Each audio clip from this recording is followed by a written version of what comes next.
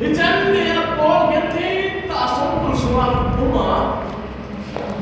First Timothy of songkul Asia, second Timothy of songkul Asia, second Timothy Asia bu ama abil ani bu acai na ben ron songkul ani bejan na alu na aci bu ani na ai.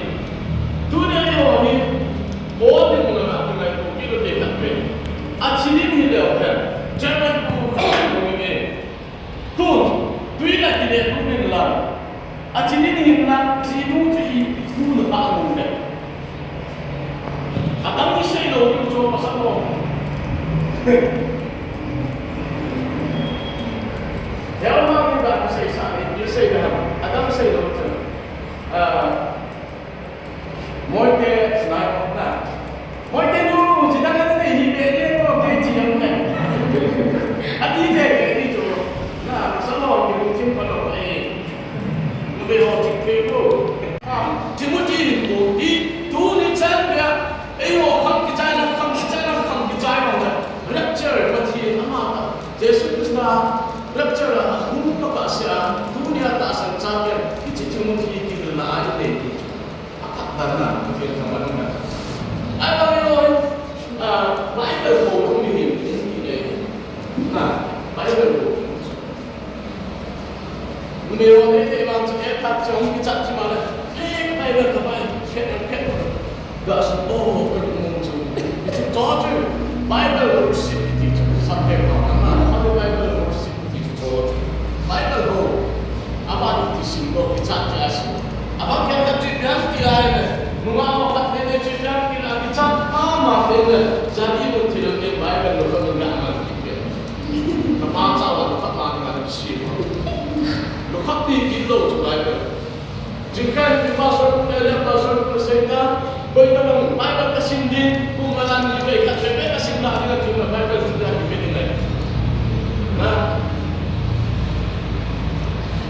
simbol dengan apa itu? Kombinasi itu apa? Hey, berkulangu di Bible dia akan bila dia punya tingkat yang cuma pun tuan ini dikirnya Gila tu, tinggal orang soki. Dia orang tinggal pakai ni lah dia pakai tu. Apa sih? Bawa macam nak pesan kamu. Nah, ini lah mana tu?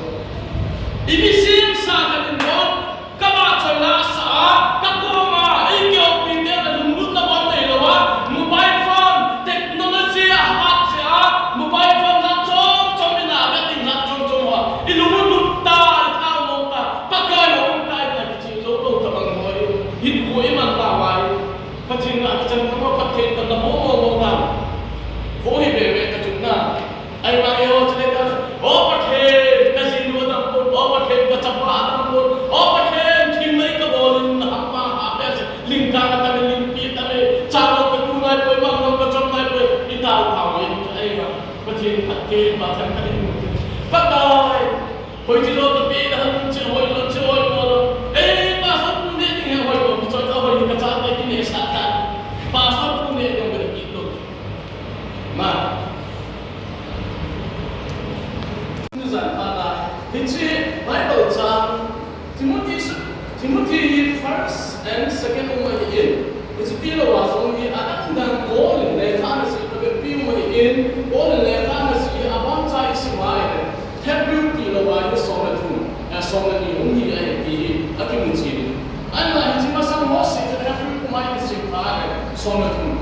Tapi in, ahi semua macam ipil dia Timothy atum kira Paul lekan tu dia di tulisan pan Timothy ini lekan ada sunnah. Anda kita boleh belajar sahih sehingga.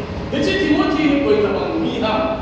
Imiha Timothy kiti ipiki senami tikyo dictionary jatson chungai bekhom nai le Timothy kiti pathil zanalemi ina ye dictionary jatson chunga Bible dictionary walen betai ada commentary walen nale bichunaumen ainla Timothy betale zanalei ta mi zan nei ta pathian ho mi tu ni ai ho in pathian ni zan nei ta ai ho ni na ga thi ngai ko te Timothy zan nei ta min a pu to ni in tu ni ai ho in min chi wa hin I phong cách bo ding ti le ni bo lo so na di ka le isi ya tu nya nu la fa pe ni pi ke ku te ni mi nei na sa pe ho ni min nei chai na sa pe ni nya ka min anei pui ti lo tu ku te ba ke ni min ho ni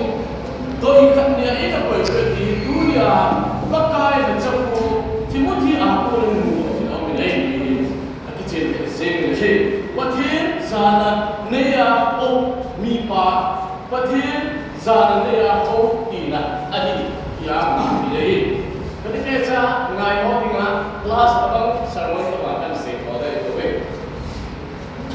Timothy hi apa hi ko ya anu ko ni ha ki ka chen se ki to we ase chen Timothy should be ba sorry Timothy le ka to ila to hi in ale ka to ila to na wa ki ho na o chen na ma ba ro na lai dum tu dum na ya ko ni zan flee and possess the righteousness ati nei in say no Ephesians Timothy ko da ki kan ta in say no yo sermon ama sa plan da ku pastor se pe na chun Timothy Paul ko ham bi say chit bi ta e ho ni ka na bi tu say kan ti ki ngai lo na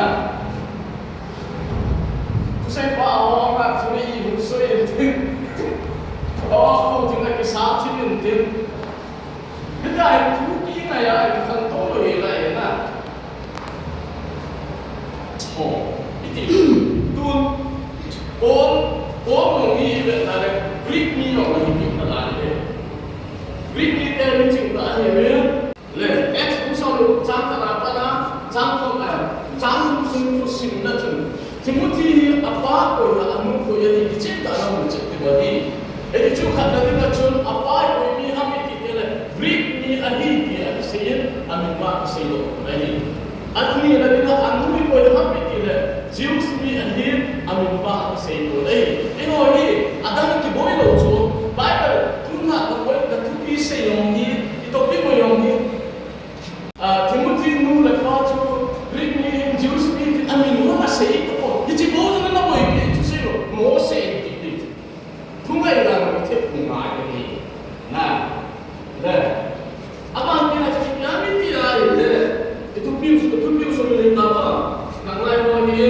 nu te ba pe ho ke lai chi kan Timothy ko lai ko ko na par sa pe ha Destra itu chu ibe to mo ngai le second Timothy ko ka chang ha sa ma chi le chop ta cha se ta ke hai le ko na ko ki no thi be ka chi se te ka na thi se Timothy ni tu sim le ka pu ka chu na ki mu dum su ya chu ibe na ni le ibi ha mi ki le tu sim bu le ko ru yo isi ku na le ko chu Timothy hi a chi chan be ya Ephesus ko kuma pa kai le ko kuma ngan si chan a hi ki ka ki su ni anang ma ki ai Timothy ko cha ku you say now hi cha na chong kim ta na a hi cha ju dum kim ko mo na ne yo ka wa hi le ora ki no ko de oi ke ma ai la ka chi ki ha mi ti ya le Timothy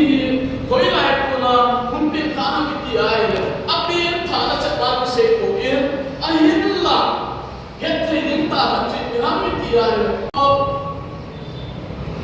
bo hi Philippi lam to na a chi na to na pa thiên thu a se na ko na Timothy hum pe tha a pe tha na pa chu ta sa na te ta tu su li mo hi la Hebrai hum so na ni ta a ki mo na no su li mo hi ki no men pangun tu de simun ati bangin Timothy yo